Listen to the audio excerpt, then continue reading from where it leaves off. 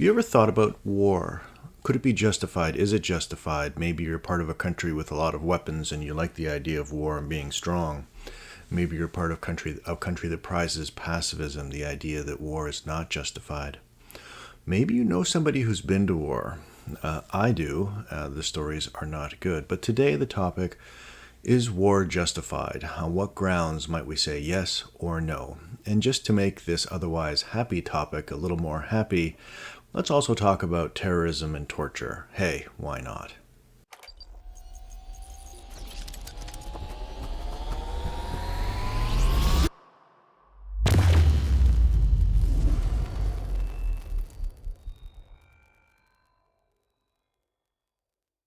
There are a lot of ways to define war. Historically speaking, war has had many different manifestations. I'm currently having a war with my cat who keeps going on the counter and knocking things off.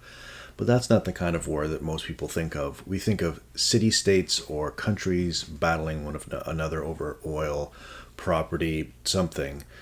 We don't typically think of war as a terrorist activity. We think of it as recognized entities or authorities fighting.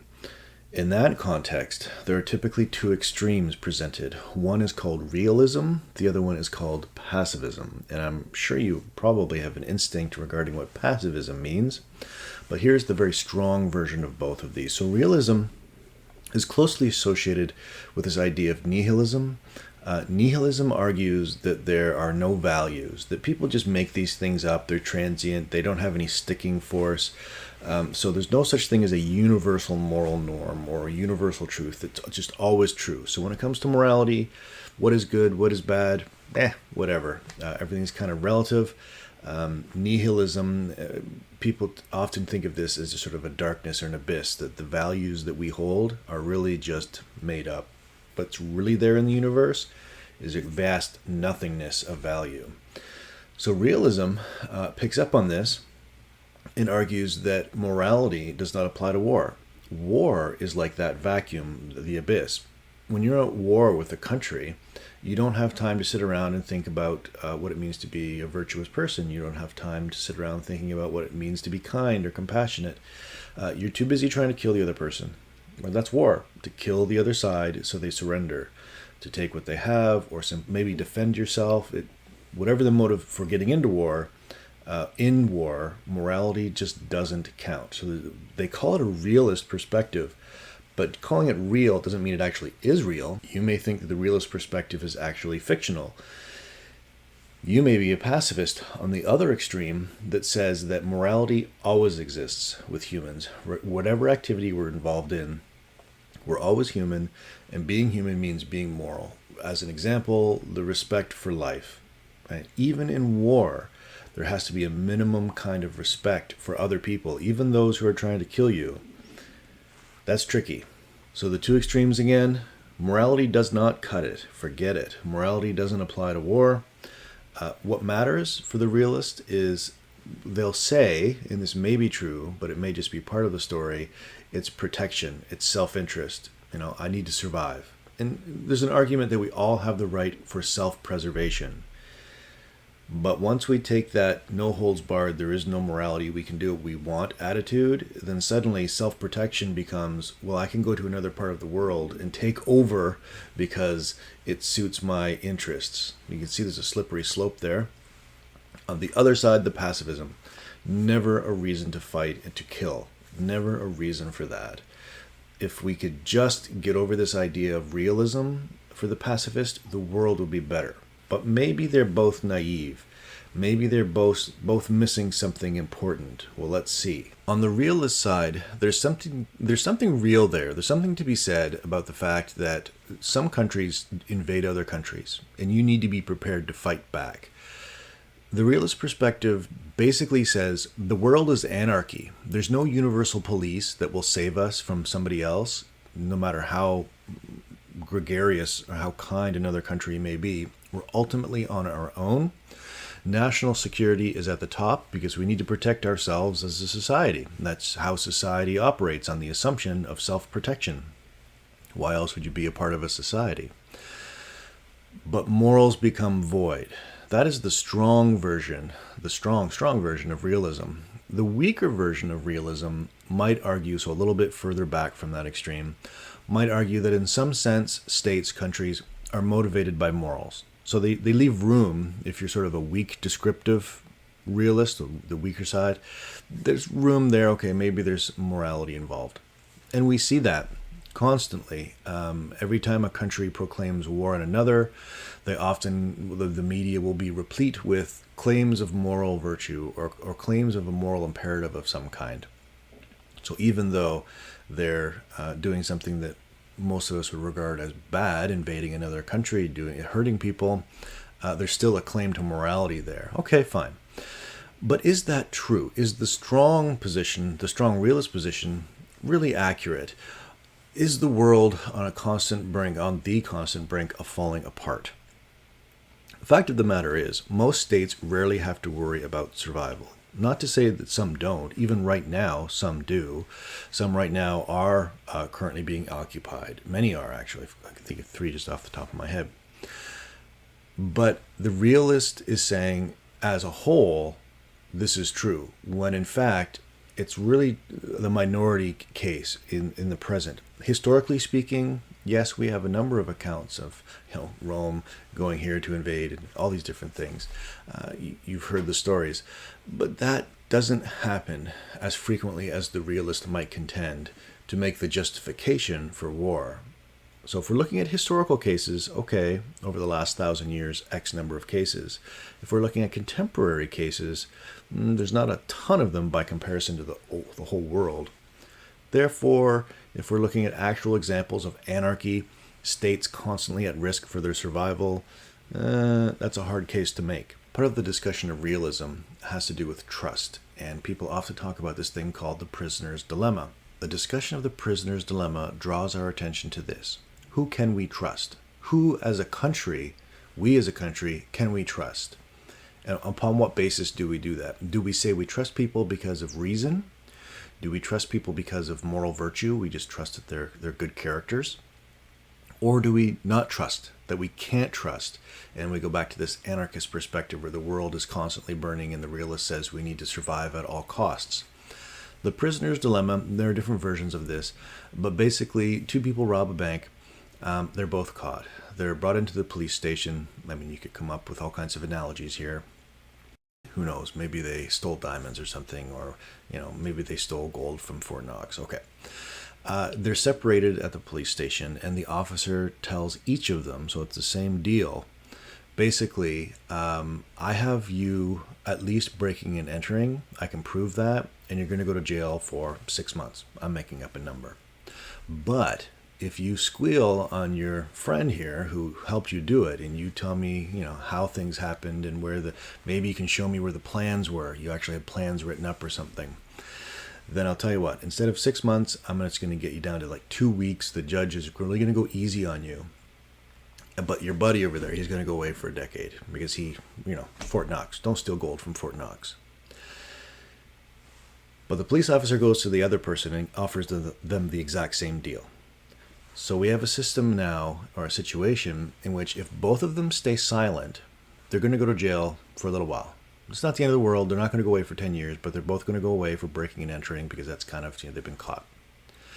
They can't communicate with one another to say, hey, listen, be quiet, don't say anything, and we'll both get off with kind of a slap on the wrist.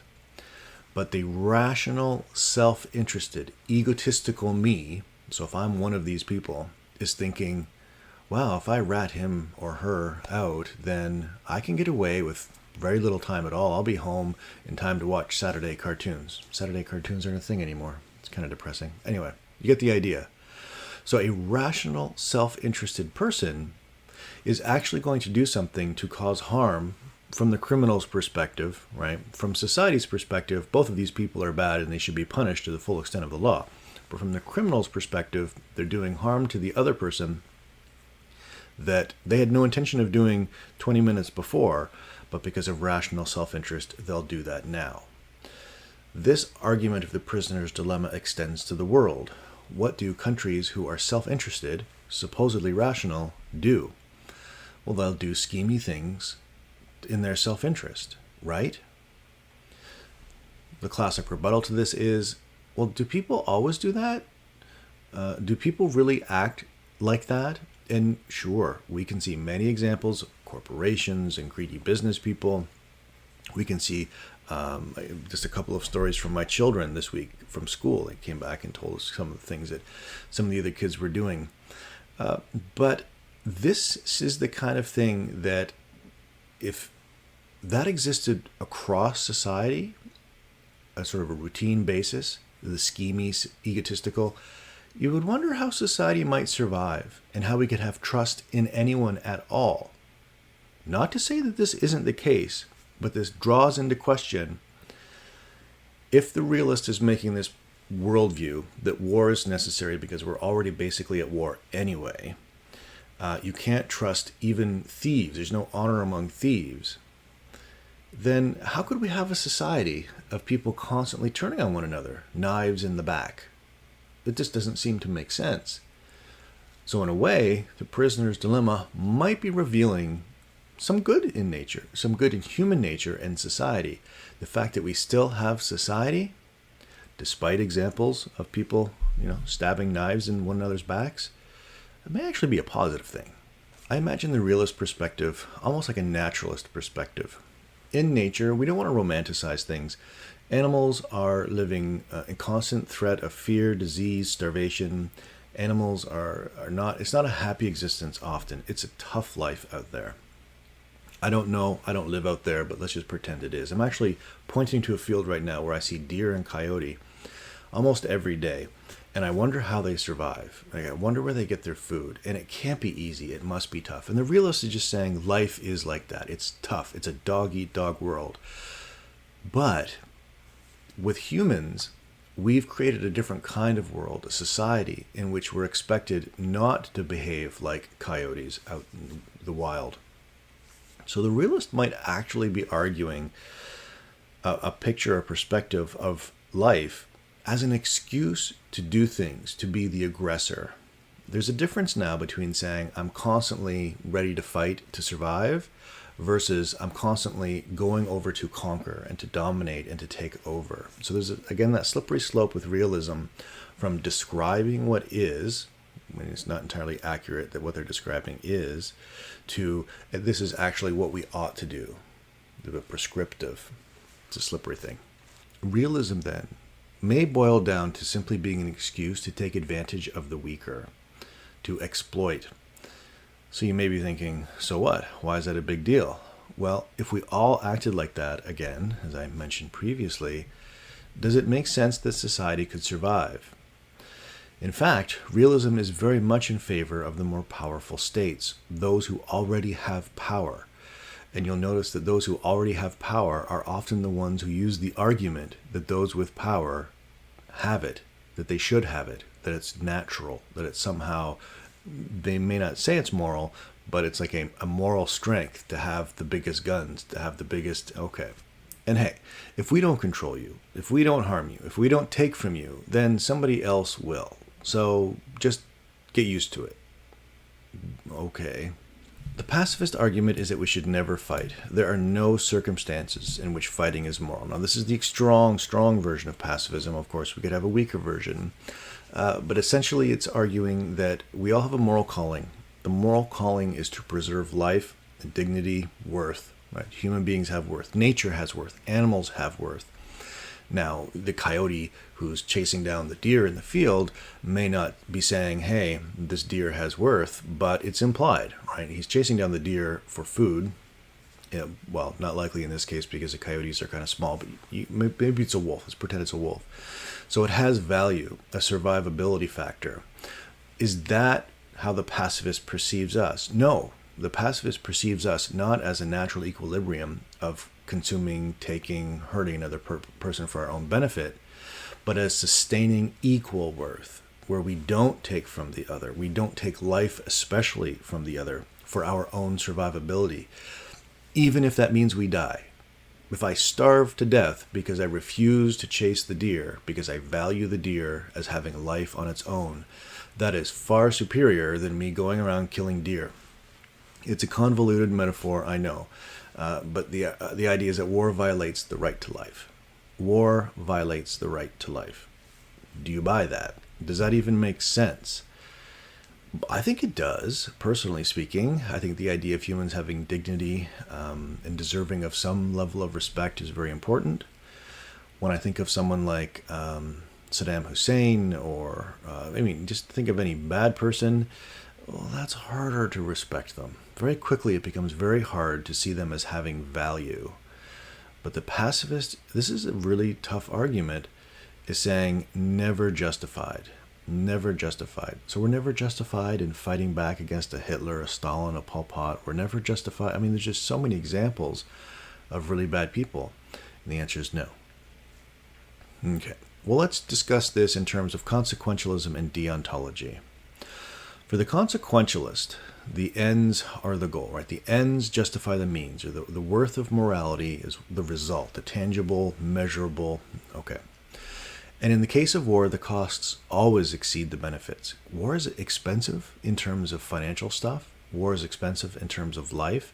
The amount of pain generated. So we look at Mill, Bentham. These are famous utilitarian consequentialist thinkers. And they argue really that the goal is the most amount of happiness for the most number of people. War doesn't bring that about. War brings a lot of misery to a lot of people. If it doesn't kill them, that is. Deontology argues that war is not good because it violates the rule or the logic of morality. We have a duty to morality for the deontologist. And anything that violates morality, of course, is wrong. That's kind of a circular argument, I know. But what among all human activities could violate moral worth more than killing somebody? Right? You could certainly disrespect somebody and call someone names, but typically killing them is at the very height of what's considered immoral. Especially if they're innocent and non-combatants. But we'll get back to that with the topic of terrorism in just a moment. A problem with the consequentialist view against war, consider this for a moment. What are the costs of war? There's a lot of money to be made building tanks. A lot of money to be made in preparing for war. The staffing of the flights to send your soldiers to go to war. It's just the countless ways in which money can be generated through war. The war industrial complex. You may have heard that phrase before. War is a moneymaker.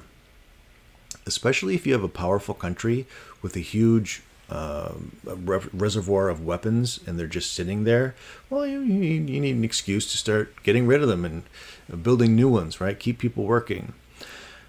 What are the chances from a utilitarian perspective that the short-term misery of war, pain and the anguish, is offset by and large, if we're doing a teeter-totter analogy, that the bad stuff seems really bad initially, but eventually, overall, because we've taken their oil, or we've taken their land, or we've stopped them from threatening us with nukes, whatever, overall, the good, after 5 years, 10 years, 20 years, outweighs that initial pain.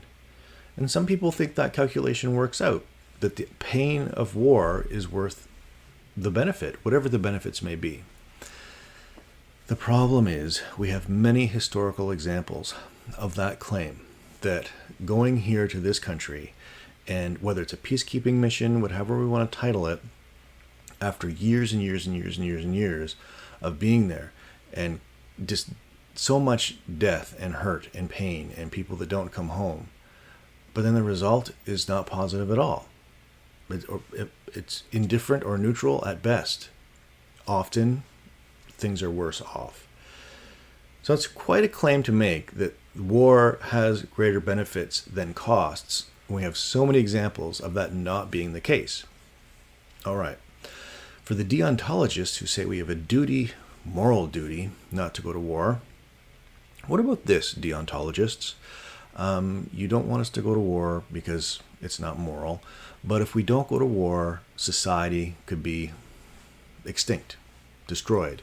If we don't go to war, your duty to society, your obligation to the moral fabric of society becomes pointless because there might not be a society, but also is being challenged.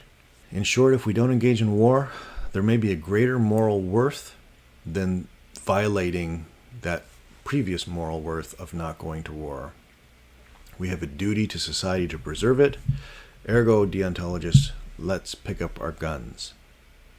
Yeah, okay. Again, it's not clear, and this almost becomes a realist argument in a way where it's presenting the worst case scenario that if you don't engage in war and violate your moral code a little bit, then you can't preserve your larger moral code to preserve society. But how do you know that that's true? How do you know that your society is going to be wiped out? The pacifist argument is if we just all stop doing this, then no one's moral code, no one's society is going to be wiped out. Right? So assuming that you need to go to war is already assuming the justification for war, if you follow. Whereas pacifism is like, come on, really? Why? Let's talk about just war theory. The just war theory, in response to pacifism, argues that we're all forced to defend ourselves. So the pacifist, even the pacifist, must logically accept that we need to defend ourselves. Now the pacifists won't like that because, again, that kind of fighting is not good. But the argument from the just war theorist is if you want peace, you must prepare for war. Peace doesn't just happen on its own. You need to fight for it. And that seems counterintuitive for some, but just hold with me here for a second. Imagine a mixed world in which we have pacifists, aggressors, and defenders. Pacifists, aggressors, and defenders. All right. In a world of just pacifists and aggressors, the people who want to fight all the time, who's going to win? The aggressors. Now you might imagine a gazelle and a lion, right? In Africa, that's the only animals there, gazelle and a lion. Anything that lion wants, the lion gets. Hopefully the lion knows enough not to wipe out the species of gazelle overnight, otherwise it'll starve. So aggressors have the situation in which they're always going to win against pacifists. Well, let's say we're 999% pacifists. It only takes one aggressor and the whole thing is going to unfold, fall apart. It's like pulling a thread on a sweater. It only takes one aggressor. It would be naive to assume that we live in a world without at least one aggressor. Now, in a mixed world of defenders and aggressors, so not pacifists. Pacifists are gone. Now we're defenders and aggressors. Aggressors will often lose. So the argument here is that whereas the pacifists had no way of responding to the lion, the pacifists were just at the complete mercy of the lion. Now, if there's one lion and a whole bunch of gazelles, if those gazelles teamed up and they were strategic and smart, they could outsmart or outthink or even hurt. If there were enough of them, they're pretty sharp hooves. The lion probably wouldn't bug them. You may have seen some videos. I saw one the other day of a coyote. No, it was a wolf, actually, going after a moose. And it was in the water. And it was crazy because there's no way that wolf was going to take down that coyote. The wolf coyote, yeah. There's no way that it was going to take down the moose. Now imagine if you had 20 wolves. That's a different story, right? That's a bad analogy in many ways because wolves are often associated with being aggressors. But you get the idea. If we have enough defenders, and just in their number, the aggressors will often lose, and a stable society becomes possible. If this basic argument holds true, then just war theory wins over pacifism. It also hopefully wins over realism. Neither pacifism in the extreme form or realism I understand that more nuanced middle ground of defense. Just war theory has an interesting history of being discussed. St. Thomas Aquinas, 1225-1274, is famous for his discussion of just war theory that argues that there are specific criteria or grounds by which one may get into war legitimately and criteria grounds once you're in war that you need to follow. Basically, just war theory asks two questions. When is resorting to war morally okay? The justice of war is the phrase, the justice of war. And when are actions, or what actions specifically in war are okay? So justice in war. Here's a list. Going to war can be justified only if, 1, the conflict is endorsed by legitimate authority. I've never really liked this one, but the basic idea is it has to be people in charge. I can't just declare a state of war between Canada and Russia. I don't have the authority. The problem is, in democracies, often someone like myself could be voted into power, And so while I today don't have the power because I'm just one person, tomorrow I would if I got voted into office. Does that really, should that be that easy? Probably not. But you get the idea. There's some kind of argument that says there should be a legitimate authority, a recognized, now better off than one person would be a legislative body. 2, the cause must be just. Now this is tricky also, but essentially the war can't be just for the purpose of conquest. It can't just be because I want to, for glory, for property. There has to be a sense of justice in terms of righting a wrong. Some right has to happen that's not just consumer based, or maybe we're going to war because it makes us feel powerful, which is often the argument that you hear from people. Why are we going to war? Because we're awesome. Oh, okay. What do you mean you're awesome? Well, we have freedom, we have democracy, and we're bringing it to this other place. Are you sure? That's kind of an awfully lofty goal that sounds just, and it sounds like it's righting a wrong. And I'm not in a position to say whether it is or isn't. I'm speaking in generalities now. But is it? Is it just? 3, there needs to be a reasonable possibility of success. There's no morally justified reason to needlessly kill people. There has to be a possibility of success, or you're just going to send people to the slaughter. If you don't know you can win, maybe I don't know what the percentage would be. Again, I'm being arbitrary right now, but if I don't know there's an 80% chance that we're going to win a war, and I'm in charge of a country where I'm sending people to their deaths, that kind of makes me a bad person, and we should never have gone to war in the first place. 4, the war needs to be the last resort. Exhaust all other options of diplomacy, financial, economic, debate, conversation. Do whatever it takes to avoid war. If war is your first resort, so when George Bush declared war on Iraq over the pretense of weapons of mass destruction, which later turned out not to be true, it seemed to be a last resort. Honestly, most of us saw it or perceived it as a last resort. Saddam Hussein was not cooperating. The weapons investigators were not being allowed in to look for weapons of mass destruction. So it had been years of trying to work with Saddam Hussein to, show us that you don't have weapons and business as usual.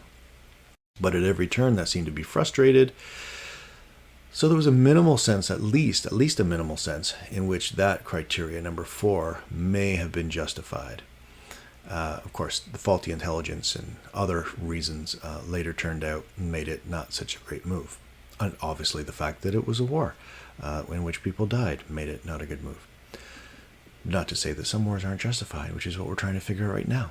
Number 5, the war is waged with rightful intentions. Okay. Don't hurt people who are non-combatants, hence the terrorist accusation. Use the least amount of force necessary. So don't drop nukes on a small skirmish in the Congo. Right? You could do that if you were a huge state with many powers, but that would violate just war theory. You're doing it with the wrong kind of intentions, and you're doing it disproportionately. Number 6, the last one. The good accomplished by going to war should be proportional to the evil that it creates. So the good and the evil should at least be relatively proportional. Kind of balanced. If there's going to be more evil, then you've already lost your justification. If there's more good, the better. More and more good, even better than that.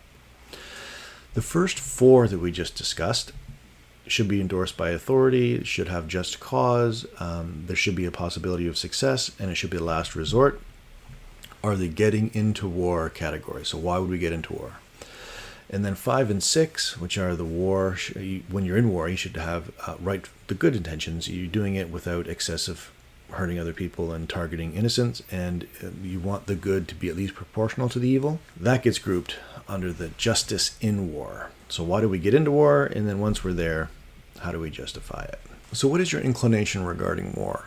Are we in a situation now where we can just never have wars again? We never have to expect major countries to fight other major countries. Or is that kind of naive? Do we need to have mostly defender attitudes? Or is the realism perspective, in fact, like the name says, more real, more accurate in terms of description of people in the world? Let's change our conversation a little bit. Let's talk about terrorism. So this is closely related to the idea of just war theory, because some people argue that there is such thing as just terrorism, that it's justified in some way. So let's see what you think. Is terrorism ever morally permissible? What is a terrorist? Vaguely, again, generally, people who target innocents, non-combatants. They purposely want to inspire fear and terror in a civilian population because they lack the resources and the weaponry, or maybe they lack the courage and conviction to go after armed forces. So forget we're going to blow up buses. We're not going to go after the army because the army is too strong. It has political ambition. It wants 9 times out of 10, if not 10 times out of 10, they want some sort of political change. They want more power. You get the idea. Why is it a problem that they target innocent people, civilians? Well, it seems obvious to us that that's a problem. But for the terrorist, that's very hard, it seems, to convince them. And I don't know how we can convince them, because civilians and innocents becomes a means or a mode. It's an opportunity. It's an opportunity to get what you want, and it's utilitarianism. I am going to use people on this bus. I'm going to hurt them or kill them for what I want. And what if it works? This is the big question. What if it works? On consequentialist grounds, the ends justify the means, some, definitely not me, but some will argue that the good achieved through terrorist acts outweigh the evil that the terrorist acts entail. So one bus with a bunch of civilians and innocent children on it being blown up, but if that changes the trajectory of culture, maybe it's worth it. Has that ever changed the trajectory of culture? Has it ever yielded some greater good? Maybe I lack the imagination, but I don't know of an example in which terrorism yielded some greater good. In fact, quite the opposite seems to be the case. On deontological grounds, the idea of moral duty, some argue that terrorism may be justified in the name of justice for human rights, because it's an aggrieved group or a marginalized group or a disenfranchised group fighting for the rights that other people might have. Okay, that too, I'm not sure that that's actually how terrorism. I can't imagine a case in which greater human rights were flourished by blowing up a bus. Often it's the violation of human rights that's happening, but okay, that's the argument. Some argue that terrorist violence can be justified because it passes the ethical tests laid down by just war theory. Just war theory that gets us into war, good intent, proportionality, and that keeps us in war in a justified way. I don't see it, but okay. Somehow, terrorism as having justification. The question I'm curious about is, if we know that it can work, and we don't know that it can work, but let's assume for the moment it can, how do we respond to it? Simply saying to the terrorists, don't do it, is probably not going to work if what they're doing is getting them what they want. So what about a two wrongs argument, where two wrongs make a right? Imagine a terrorist group blowing up a bus, and then we as a society finding out who blew up the bus, going to their village or town, and blowing up 10 buses. They did a wrong, we did a wrong, but did our wrong correct their wrong? Because now we're using terrorism against terrorism. Modern industrialized nations, enlightened or ethical or rational, whatever, however we want to describe these things, they don't do that sort of thing. At least they're not supposed to do that sort of thing. That there's a difference, of course, between what they're supposed to do and what actually happens behind closed doors. But many philosophers argue that terrorism simply conflicts with just war theory. That's it. Deliberately attacking any kind of innocent just doesn't work. And the idea that we could use terrorism against terrorism just makes things worse. Following closely on the heels of a discussion of war and terrorism is this: torture. Are countries ever justified in torturing people? Torture is an intentional act of inflicting pain, often severe. It could be physical, it could be psychological. The point is you're hurting somebody to coerce them, to get them to think that they need to cooperate, that they need to tell the truth, that they need, where's the bomb? Well, here's the bomb, we can tell you. Or maybe you're just motivating them not to do bad things again. Torture is widely condemned throughout the world. As one point of reference, the 1949 Geneva Convention, people who are held captive because of war, they've been soldiers or something, are not to be tortured. However, as we've heard as recently as under the Obama administration, enhanced interrogation techniques have been used, specifically waterboarding. I don't know if you know what that is, but basically putting cloth or fabric over someone's mouth and pouring water over them, and they drown. They start to drown. They certainly feel like they're drowning. If it was done in a sustained way, they probably would drown, barely getting enough air. That to me would be torture. I mean, they're not cutting, they're not electrocuting, but if I'm legitimately starting to drown and I can't breathe, that's kind of a big deal. Under what circumstances might torture be justified? So the international community says torture is bad. Governments, obviously, not just under the Obama administration, but many governments around the world, Russia is one example of widespread torture, murder, disappearing of journalists. Under what circumstances would any of that be justified? If we hold more of a pacifist view on this, it's never justified under any circumstance because you're violating the sanctity of the individual. You're inflicting pain. But in the case of for torture, the argument is, in the realist perspective, it's necessary. We have no moral obligation to the terrorist. Assuming we know this person is a terrorist, of course, the problem is you may torture somebody who's innocent. But someone who comes to you and it's just in your face, this person has done terrible things. Osama bin Laden is sitting right there, and he's been filmed telling you, and now he's sitting right there, he's gloating all the bad things he's done.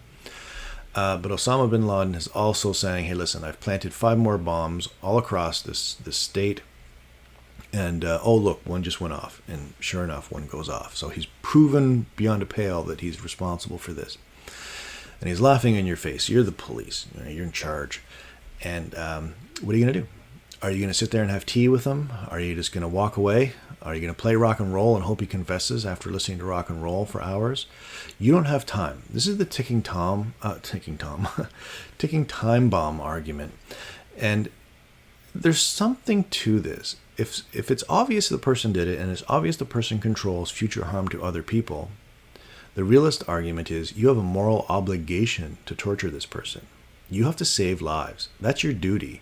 And if you're not torturing this person, like really doing whatever it takes to inflict pain to get information, even if that information is not credible, you have to try.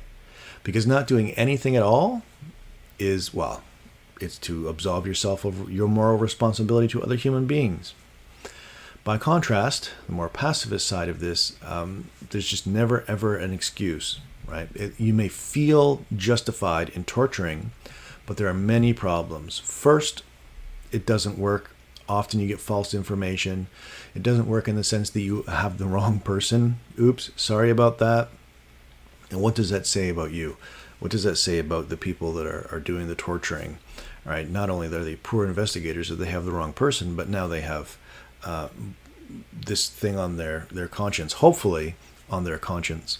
But again, even if the information doesn't turn out to be true, even if that one innocent person turns out to be innocent, if we take a consequentialist or utilitarian perspective, harming one person, and if the investigators have it on their conscience that they harmed the wrong person, the chances that they may have the right person and save thousands is worth it. Get your hands a little dirty to save, so it's that teeter-totter mentality. Okay, so what do we know? We know that we don't want to go to war. At least I hope we don't want to go to war. There are 2 extremes, realism, pacifism. Both of these extremes play out in terms of how we think about just war theory and whether we need to have this middle ground, maybe not a middle ground per se, but it's a more nuanced position of defenders, right? The defender perspective. That plays out a little bit in terms of terrorism. because some terrorists, of course, see themselves as defenders rather than aggressors, whereas most of us see them as aggressors against innocent non-combatants, which violates just war theory. And then this has relevance in terms of torture, moral worth of the individual, and whether we have a moral duty to violate our own moral code of do no harm, you say we're pacifists, for the sake of helping other people by torturing a terrorist. All I have to say is I'm glad I'm not in any of these situations of A, having to send people to war, B, go to war, C, having to deal with terrorism, or D, actually having to torture somebody to maybe save others. Yikes, these are real life issues. Too serious, way too serious.